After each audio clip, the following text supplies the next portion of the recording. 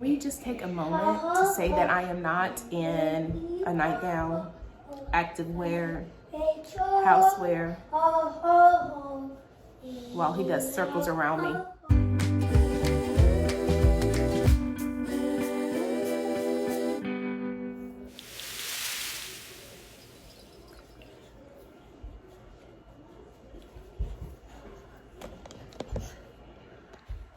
Let me just show you guys where I'm at with what my body looks like right now. Let's see. I'll give you guys a little looky. So I have this on.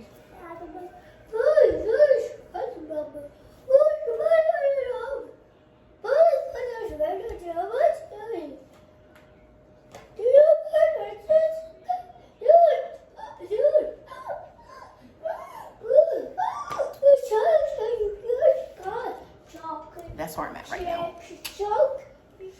Hi guys, welcome back to Life with Ree with your girl Ree. If you have been part of the fam, thanks for being here with me. Go ahead and hit that subscribe button. That way you can follow along on my journey to weight loss surgery.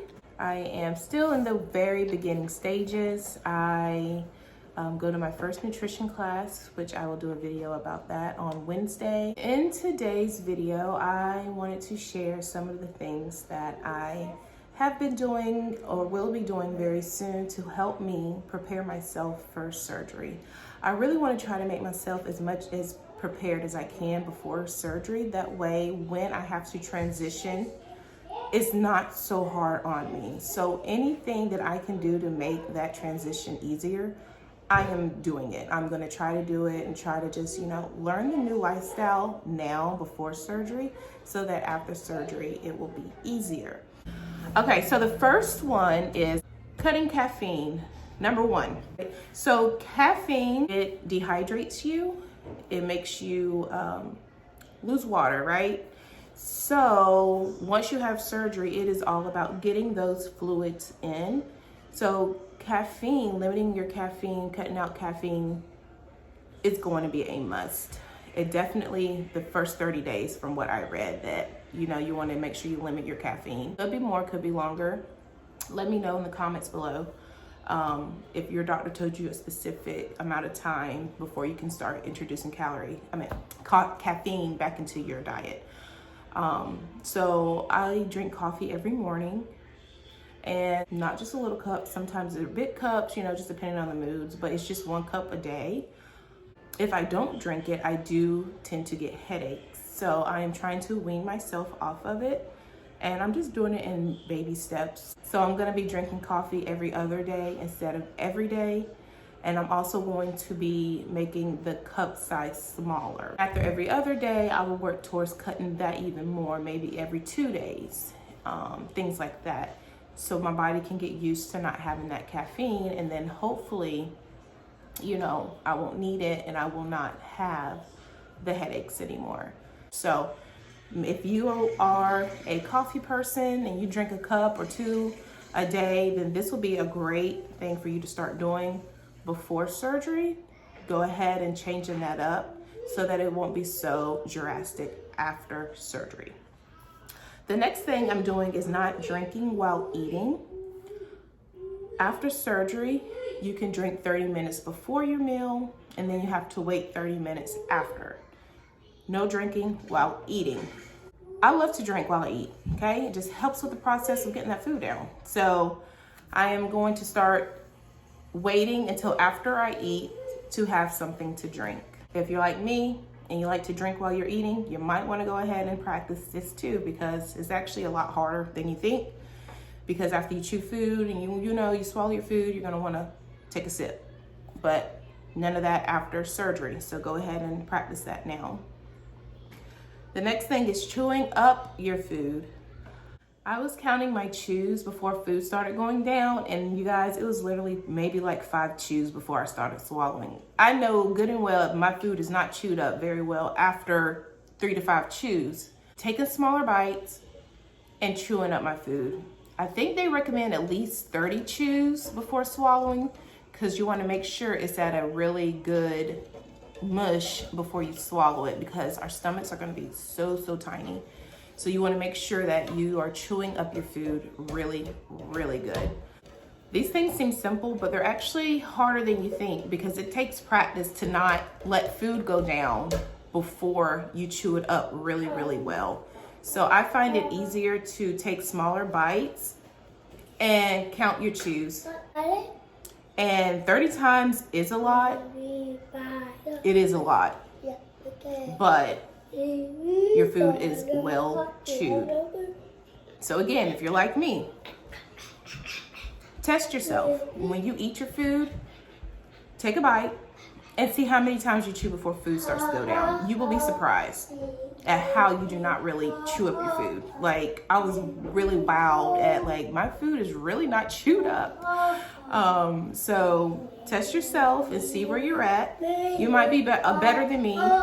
You might be doing like 10 chews before, but you really want to make sure your food is well chewed up before swallowing. I've seen from other people's journeys that if you do not chew up your food well, it feels like it's stuck or it's sitting in your chest, and they say it's a very uncomfortable feeling. And I don't want to experience that. So chew your food up, okay guys? Chew your food up. You want to slow down your eating. I'm a fast eater, which is why I think I tend to swallow before I chew up my food well, because I eat so fast. So I'm trying to pace myself.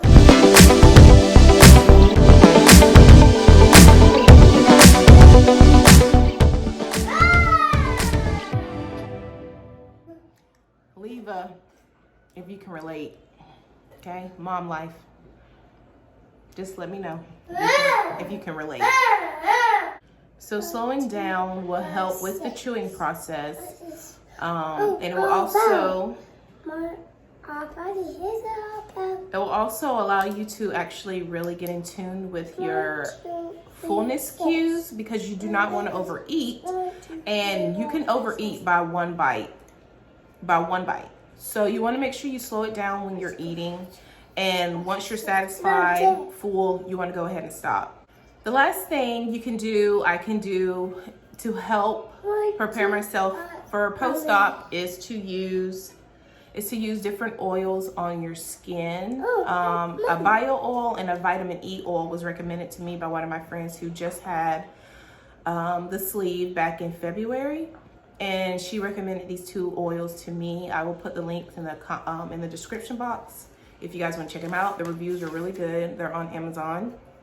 And that's just to get your skin prepared for the incisions and to help with scarring. I know some people's scars are completely almost gone, and then others tend to have darker spots. Some things are probably just the way your skin is, but every little bit helps. So go ahead and start in these regimens. Is a great way to get yourself and your skin prepared for the incisions, and hopefully the scarring will be at minimum.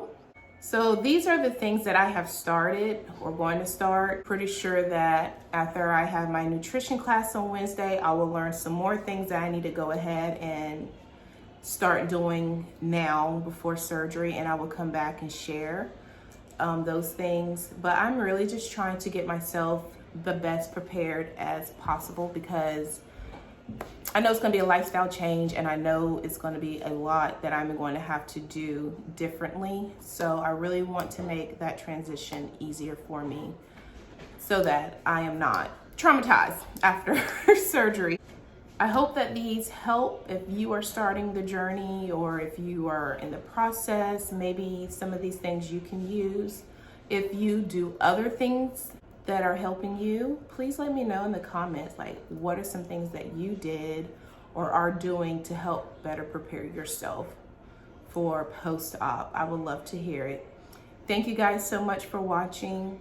Please remember to like and comment, and definitely subscribe. I would love for you to follow my journey. I will see you guys on my next one. Bye.